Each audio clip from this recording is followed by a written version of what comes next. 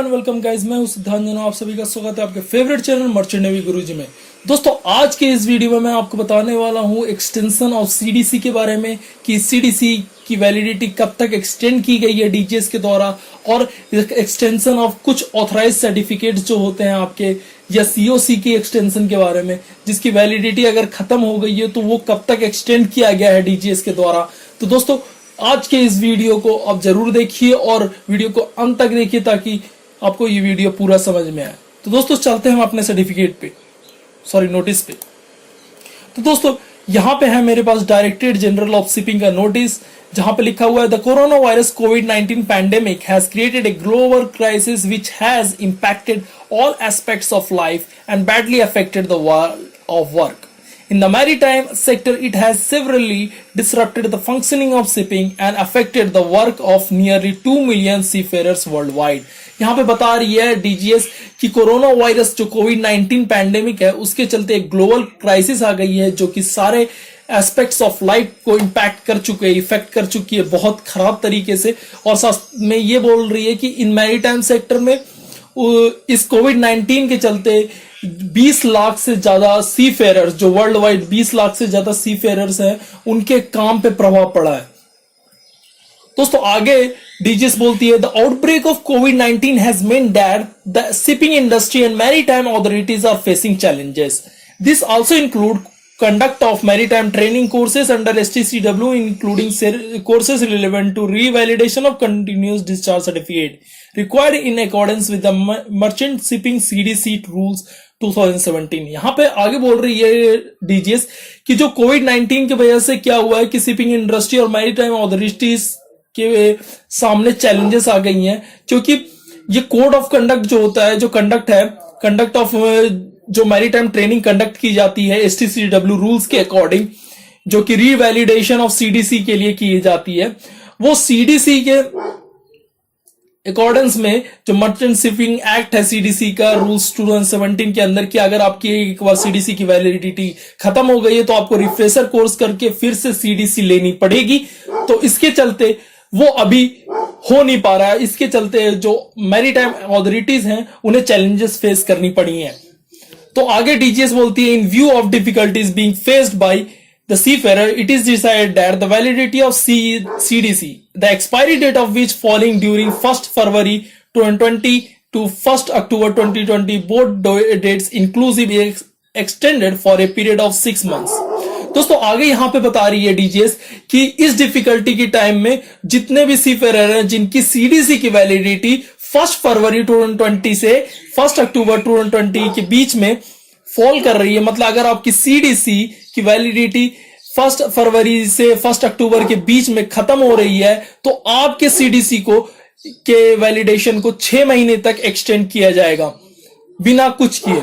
आगे बोलती है तो DGS there would be no requirement for any endorsement in the respective CDC for the above said relaxation. However, once the said situation becomes normal, seafarers are apply for revalidation of such CDCs as per prevailing procedure, and such CDCs shall be revalidated for further period by the shipping master from the date of expiry printed in the CDCs.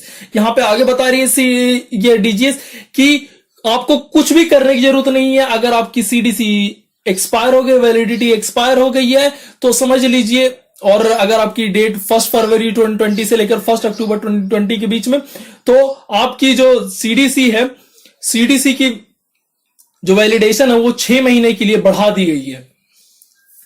तो दोस्तों, आगे चलते हैं हम COC पे। दोस्तों, ये है दूसरा नोटिस जो कि डायरेक्टरेट जनरल ऑफ शिपिंग के द्वारा निकाला गया है। यहां पे सब्जेक्ट है regarding extension of validity of seafarer COC and statutory certificates, periodical surveys and audits of Indian registered ships in view of कोविड-19 आउटब्रेक। दोस्तों, यहां पे हम वही चीज समझेंगे जो हमारे काम का है। तो मैंने जैसे बताया था, स्टैट्यूटरी सर्टिफिकेट्स मतलब वो सर्टिफिकेट्स होते हैं जो कि ऑथराइज करवाए जाते हैं, और साथ ही में सीओसी की वैलिडेशन के बारे में, दोस्तों सीफेरर्स की सीओसी के वैलिडेशन के बारे में। तो दोस्तों, यहां पे डीजीएस बोलती है with DGS order 6 of 2020 the directorate has laid down the process of extension of mandatory service inspection और audits by a period of 3 months under force majeure brought about by COVID-19 pandemic, and the directorate has also waived off the processing fee for such extension except for cases pertaining to extension of dry docking survey, periodical and annual renewal service. दोस्तों यहां पे बता रही है DGS की अगर आपकी COC expire हो गई है, किसी भी ऑथराइज्ड सर्टिफिकेट आपका की वैलिडिटी एक्सपायर हो गई है, तो उसको जो क्या कहते हैं रिवैलिडेट करवाने के लिए आपको प्रोसेसिंग फी देनी पड़ती थी डीजीएस को।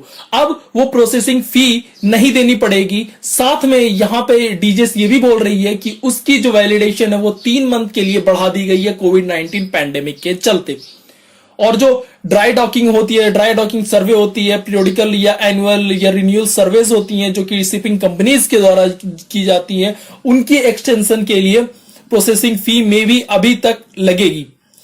वहीं आगे बताती है डीजीएस कि whereas the Indian national ship owner association and the Indian coastal ship owner association has appealed to the directory to allow the extension of dry docking service, periodical annual renewal service for a period beyond what is permitted by various IME convention, and also requested to waive off application processing fee for all such extension due to continuing lockdown period and non-availability of servicing and repairing facilities arising out of COVID-19 pandemic. दोस्तों यहां पे बता रही है कि जो Indian national ship owner association है और Indian coastal ship owner association है, उन दोनों ने मिलकर ये अपील की है कि जो ड्राई डॉकिंग सर्वे या पीरियोडिकल या एनुअल या फिर रिन्यूअल सर्वेज होते हैं उनको उनके लिए भी वो जो प्रोसेसिंग फी है वो माफ कर देनी चाहिए, क्योंकि जो रिपेयरिंग फैसिलिटीज हैं या सर्विसिंग फैसिलिटीज हैं उनकी अवेलेबिलिटी ना होने के कारण वो उस चीज में सुधार नहीं ला पा रहे हैं और इसी के चलते वो प्रोसेसिंग फी वेव ऑफ करने के लिए बोल रहे हैं, मतलब माफ करने के लिए बोल रहे हैं। आगे आपकी डीजीएस यही बता रही है यहां पे कि जो प्रोसेसिंग फी है जो भी माफ की जाएगी उसके लिए जो उनका सर्वेज है, जैसे कि मैंने सर्वे बताया periodical annual and renewal service shipping companies के द्वारा की जाती हैं, उस सर्विस का डेट 31 मई के पहले होना चाहिए दोस्तों। और आगे हमारे पास यहाँ पे कोई काम की चीज नहीं है, यहाँ पे जो भी काम की चीज है मैंने बता दी आपको